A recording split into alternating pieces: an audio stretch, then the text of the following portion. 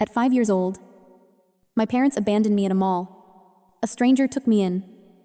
And only after he died did I learn he was a hidden billionaire who left me $2.7 million. My parents reappeared to sue me for it. In court, they smirked, thinking they had won, until their own lawyer greeted me. "Good morning, Judge. Have you ever had someone mistake your silence for weakness? Drop a yes in the comments if you know exactly what that feels like. I want to hear your story. To understand why I didn't flinch when they walked into my courtroom 30 years later, you have to understand the cold. That is the first thing I remember about Christmas Eve. 1995. Not the carols, but the biting, aggressive cold seeping through my thin purple coat. The Grand Plaza Mall was a chaotic ocean of lights and stressed parents. But my parents weren't stressed. They were angry. I trailed behind them, struggling to keep up. Gary and Brenda didn't hold hands. They just argued. "I am not doing this anymore," Brenda hissed, her voice low and venomous. "You said it would be temporary. She is a burden. Gary, a financial anchor around our necks." We stopped near a large fountain in the south wing. My father, Gary, finally looked down at me. His eyes were blank. "Lauren," he said, "Mommy and I need to go get the car. It is cold outside. You wait right here." I nodded, clutching the plastic handle of my shopping bag. "Okay, Daddy." "Don't move," Brenda added, avoiding my eyes. "Count to 100. We will be back before you finish."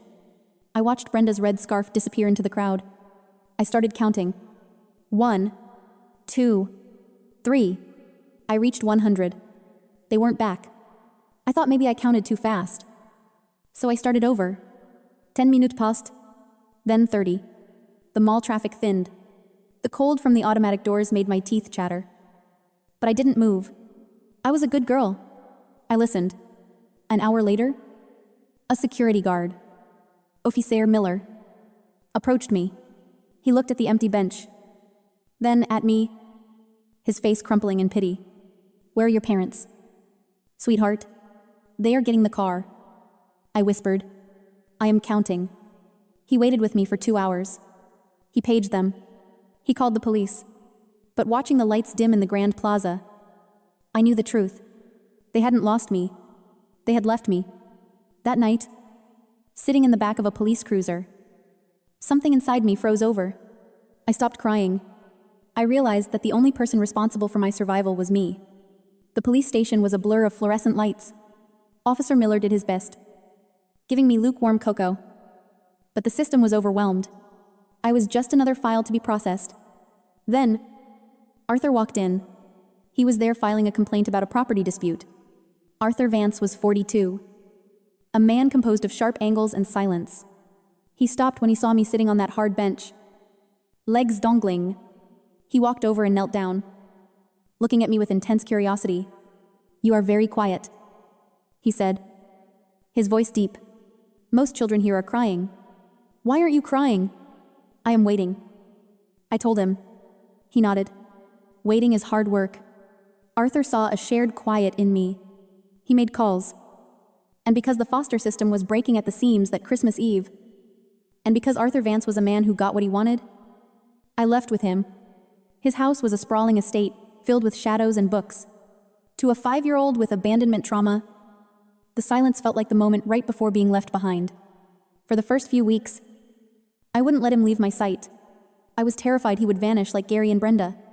I expected him to send me back. Instead, he gave me the invisible anchor. One evening, while I tried to do homework, my hands were shaking because he had left the room. Arthur walked back in carrying a book.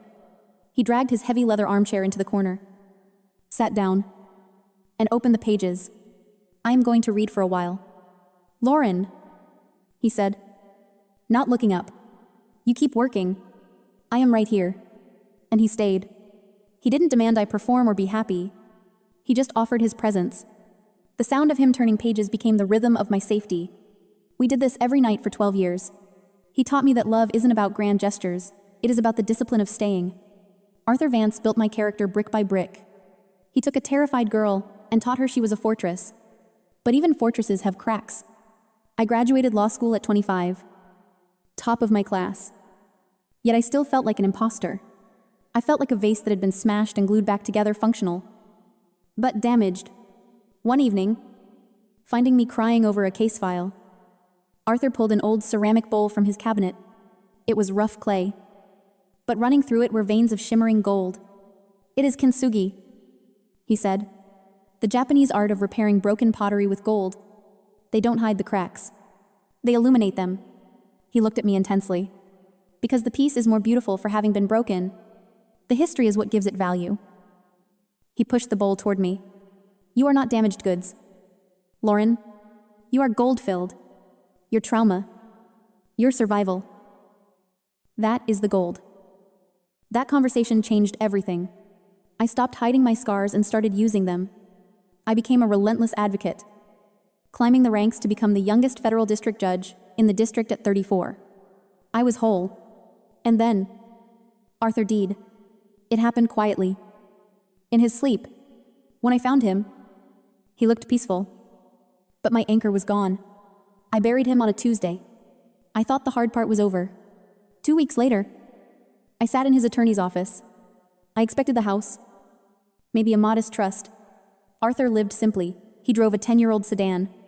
The attorney, Mr. Sterling, slid a document across the table. Arthur was exceptionally successful in commercial real estate. "Lauren, the estate is valued at $85 million. I stared at the number. $85 million. "He left the majority to charity," Sterling said. "But for you?" "He left a specific bequest. $5.4 million. He calculated it $200,000 for every year of your life. He wanted to make sure you never had to rely on anyone again." I wept. Even in death.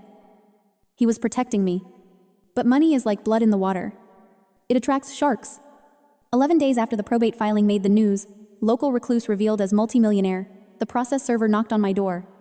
I opened the envelope standing in my foyer. The names made the room spin. Gary and Brenda Hayes versus the estate of Arthur Vance and Lauren Hayes. They weren't just suing for money. The complaint was a masterpiece of fiction. They claimed wrongful death benefits and custodial fraud. I read the first paragraph, and my blood turned to ice.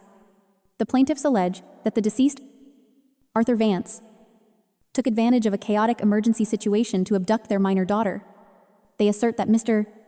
Vance groomed the child, alienating her from her loving parents who searched tirelessly for decades. They were accusing the man who saved me of kidnapping me. They were desecrating his memory to get his money. I dropped the papers. A sound escaped my throat, half laugh, half sob. They thought they could turn the hero into the villain. I walked to the mantel where the kintsugi bowl sat. I ran my finger along the gold vein. I wasn't the scared little girl counting to 100 anymore. I was a federal judge. And I was about to show them exactly what happens when you come for the gold. I sat in my study, reading their deposition transcripts. The narrative Gary and Brenda constructed was terrifyingly plausible. We were frantic. Brenda testified. I remember screaming her name until my throat bled. We didn't sleep for a week. But the police, they just didn't care about people like us. Gary's testimony was even more detailed. I kept a candle in the window for 10 years. We never stopped looking. Vance stole our family. This is what psychologists call the narcissist's rewrite. They weren't lying in the traditional sense. They had told themselves this story for 30 years to avoid facing the monster in the mirror. They genuinely believed they were victims. Fighting a liar is hard. Fighting a delusional person who believes their own lie is a nightmare. I needed undeniable, objective truth to shatter their reality. My phone buzzed. An unknown number. "This is Judge Hayes." "Hi," a young woman's voice said. Shaky. "Is this?" "Lauren, my name is Megan. I think I'm your sister." I froze. A sister. We met an hour later. Megan looked like a younger version of me, but her eyes were anxious. She was 26, born 2 years after they left me. "I always knew about you," Megan said, gripping her coffee mug. "They told me you were stolen. The stolen sister. It was the family tragedy.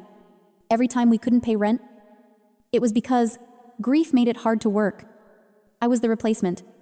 The bandage they put over the wound." She looked up, tears welling. Why are you here? Megan. Because I found these. She slid a shoebox across the table. I stole them from the attic. They said they spent every penny searching for you in the 90s. I opened the box. It wasn't full of missing person flyers. It was full of photos. Pictures of Gary and Brenda on a beach, holding tropical drinks, laughing. The date stamped February 1996. 3 months after I disappeared. Photos of a new car, a boat, parties. They didn't search for you. Megan whispered. They lived it up. They used the sympathy to get loans from family. They profited from erasing you. I stared at a photo of my mother laughing, wearing a dress that cost more than the coat I froze in. They weren't victims. They were predators. Are you willing to testify to this? I asked. Megan took a deep breath. They lied to me my whole life. Yes, I'll testify. I reached across the table and took her hand. Okay, we aren't going to settle. We are going to let them walk into that courtroom thinking they've already won. And then we are going to burn their lies to the ground. The trial began on a Tuesday. Gary and Brenda wore muted gray polyester, playing the humble, crushed parents perfectly. Their lawyer, Prescott, was a shark who painted Arthur as a predator. Abduction, he said to the jury. Grooming. I sat at the defendant's table, watching the jury nod sympathetically. They believed it. It is much easier to believe a rich man stole a child than to believe parents would simply discard one. Brenda took the stand first. It was a performance. We looked everywhere. She sobbed. We called the police every day. We put up flyers. But Vance, he had money. He made us disappear. She looked at me with pleading eyes. I just want my daughter back. It took every ounce of discipline to stay silent. I thought about the invisible anchor. I let them put every lie on the record under penalty of perjury. Gary followed, slamming his fist on the stand. He stole her. He stole our little girl and turned her against us. When the prosecution rested, the room felt heavy with judgment. Prescott looked smug, already calculating his fee. Then it was our turn. Milavier. David stood up. I called the defendant, Lauren Hayes, to the stand. I walked to the witness box. I didn't look at my parents. I looked at Prescott. He stood up for cross-examination immediately, wanting to break the brainwashed daughter. Miss Hayes. Prescott sneered. You sit here stone-faced while your parents pour their hearts out. Is that what Mr. Vance taught you to value money over blood? Mr. Vance taught me to value the truth, I said levelly. Prescott laughed dismissively. The truth, let's be honest. You are a beneficiary of a massive estate with no real-world experience. You don't understand how the law works. I leaned into the microphone. Actually, counselor, that is incorrect. David stood up. Objection. The witness's credentials are relevant. Credentials? Prescott scoffed. What credentials? She's an heiress. David smiled a sharp, terrifying smile. The witness, Lauren Hayes, is the presiding federal district judge for the District of Columbia. She graduated first in her class from Yale Law, and she has presided over more custody fraud cases than you have filed in your entire career. The silence was absolute. The air was sucked out of the room. Prescott froze. He looked at me. He looked at his clients, whose faces had drained of color. He realized he hadn't done his due diligence. He had just insulted a federal judge in open court. The jury stared at me, their sympathy replaced by shock. Victims don't become federal judges. Prescott swallowed hard. He straightened his posture, his arrogance replaced by primal fear. Good morning, Judge, he whispered. I didn't smile. Good morning, Counselor, I said. Proceed. Prescott sat down, looking like a man standing on a landmine. The energy in the room shifted to anticipation. David approached Brenda. He spoke with the lethal precision of a surgeon. Mrs. Hayes, you testified that you searched for Lauren for a week straight. Correct, that you didn't sleep. Yes. Brenda sniffed. It was a nightmare. David picked up a single piece of paper. Your Honor. Defense Exhibit A. A flight manifest from American Airlines, dated December 24th, 1995. Brenda went still. David placed the paper on the projector. Flight 304 to Cancun. Departing at 8 p.m. That is exactly 3 hours after you claim you lost your daughter. While Officer Miller was buying Lauren hot chocolate in a police station, you were drinking champagne in first class. The jury gasped. It was the sound of 20 people realizing they had been conned. We needed to clear our heads, Brenda stammered. Turning red. For 10 days, David asked. Hotel records show you stayed at the Royal Sands until January 4th. You didn't call the police once. No, she whispered. David turned to the judge. We have more. He called Megan to the stand. Gary stood up. Purple with rage. You ungrateful little. Sit down, the judge barked. Megan sat in the box, trembling but resolute. She told the court everything. She told them about the Find Lauren fund they set up in '96. They raised $40,000 from the community. Megan said, people donated because they felt sorry for them. And where did that money go? David asked. Megan held up a photo. They bought a speedboat. They named it Second Chance. The cruelty hung in the air. They hadn't just abandoned me, they had monetized my absence. The verdict took 20 minutes. The judge looked at Gary and Brenda with disgust. Case dismissed with prejudice. He ruled. As for the counterclaim, I find the plaintiffs liable for defamation and fraud. I am awarding the defendant, Judge Hayes, damages in the amount of $1.2 million. Gary screamed. It was the sound of a man watching his greed eat him alive. He had come for millions, and he was leaving bankrupt. As the marshals escorted them out, Brenda tried to catch my eye. She looked small. She looked like a stranger. I felt nothing. The anger was gone. There was just a hollow space where they used to be, ready to be filled with something else. I visited Arthur's grave that evening. The sun was setting, casting gold shadows across the grass.